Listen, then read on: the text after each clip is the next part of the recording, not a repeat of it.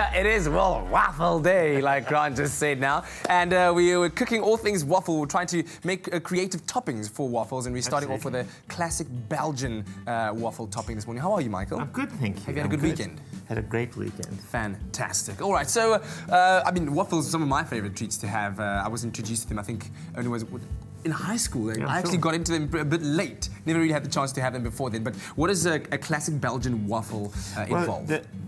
The one thing about, you get the American waffle, which is risen with baking powder. Okay. The Belgian waffle is risen with yeast. So you've got that sort of nice, quite sort of slightly soury taste to it.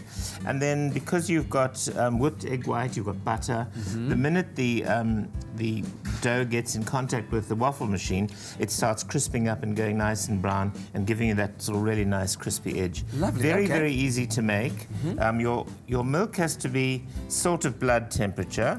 Sort of blood temperature. Yeah, because you don't want the milk to kill the yeast. Okay, so it's ever so warm, but not too hot. Okay. So then we just sprinkle. We're using instant yeast here, which is just amazing.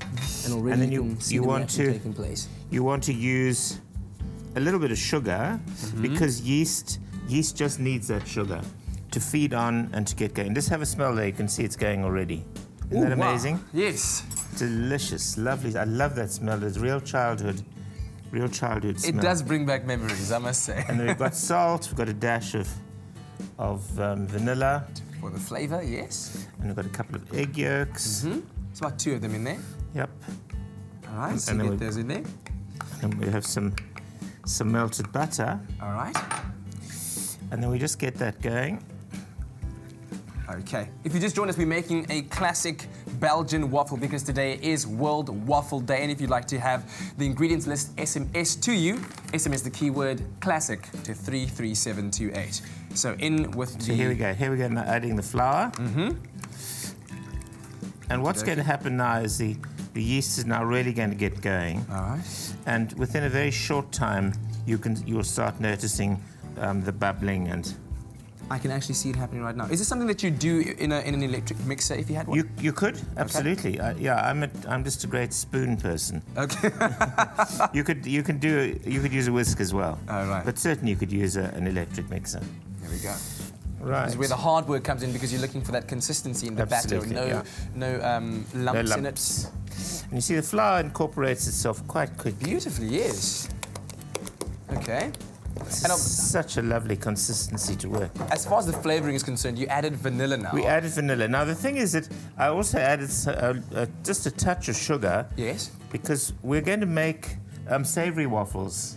So not the classic sweet one. So not a sweet one. So you don't want to have your waffles too sweet. Could you go with any other kind of flavouring, maybe? The Americans, you could. I mean, you could put herbs in if you wanted to. The Americans are great down south. Would make waffles and put pulled pork on top with sort of barbecue sauce. Okay. Right, so there we go. And you can see it's already starting to get a lovely texture. Now, what I'm going to do now is I'm going to fold in some stiffly beaten egg white. Okay, now this is the interesting part. Why do you do this? Well, this is going to give you the lightness. So you've got, you've got these lovely bubbles that you're folding in now. And of course, you've got to be careful not to beat the egg even more, lest you get rid of all the air you've worked up. You don't want to get rid of those. So you fold it in. Bubbles. Fold it in. Cut through, fold in, cut through. And then rather err on the slightly incomplete fold in than overbeat it. Yes. Okay. So there we go. So now what happens is you just leave it very quietly and it starts rising, and pretty soon it will sort of almost double in size. Yes. And you'll land up with something like that. And if the camera can get in, you can see it's really, really wonderfly bubbly there. Look. Ah, yes. See? Look at that. Yeah. Okay, and that's exactly what what you want. And then you simply pop those onto your little waffle machine. And that's what you land up with, these lovely, lovely sort of golden brown waffles. Absolutely beautiful. The keyword to SMS is classic to 33728 and you'll have the ingredients list SMS to you so you can try this out at home. Now when we come back, we're going to be making a savoury one. Yeah, with tomatoes and sardines. It's all the waffle day today here on Expresso. We'll see you just now. It's at the All Seasons Milk Factory where we found goodness produced on a daily basis. Pick and Pay, always there for you. It's my feel-good breakfast show. Welcome back to your Feel Good Breakfast Show Espresso here on SABC3. Now, today is World Waffle Day, and just before the break, we showed you how to make a classic Belgian waffle. But now we're trying to find all kinds of interesting toppings of putting on your waffle, and this, I think, the weirdest of them all. But hopefully very delicious. Michael, what do we have here? We're making a lovely tomato pate and sardine. Yeah, absolutely. And the recipe's in the latest edition of Fresh Living. That is the weirdest combination I've ever heard of when it comes to waffles. Well, I think if you've ever been to Portugal, you fall in love with sardines, and of course tomatoes just go with them so well. Okay, all right. So what we're going to do now is we're going to just put a bit of olive oil into the pan here, and we're going to just pop some garlic in there. Get that heat. Shall I man this side man of the pan? Man the pan. Okay. Let's see, what do I need to get the olive or the garlic going? Yeah, Can I have your wooden spoon? I can give you the spoon. There we go. I'll take that. And we can put in the tomato. So this is would you say traditionally Portuguese? No, I don't think so. I just think it has sort of Portuguese links. Yes. A little bit of sugar there. Okay, all right. That always goes well with the tomato. The tomato just cuts the acid edge. By the way, if you ever need to skin a tomato, you just cut a little cross on the top like that. Yes. And then pop it into the water and count to 10. And then what happens is the skin comes away from the fruit. And you just peel it off like that so easily. Is that debate still raging, Michael? Is a tomato a fruit or a vegetable? Has it already been established? Does everyone now know? I think you'll find sort of scientists will tell you that it's a fruit. I mean, would you put it into your fruit salad? No. No, okay. I wouldn't. But I think that solves that story. So then all you do is you just cut it up and take the pips out. So easy. And that's what you get to there. Okay. What are we working with here? So when that's done and cooled down, it looks like that.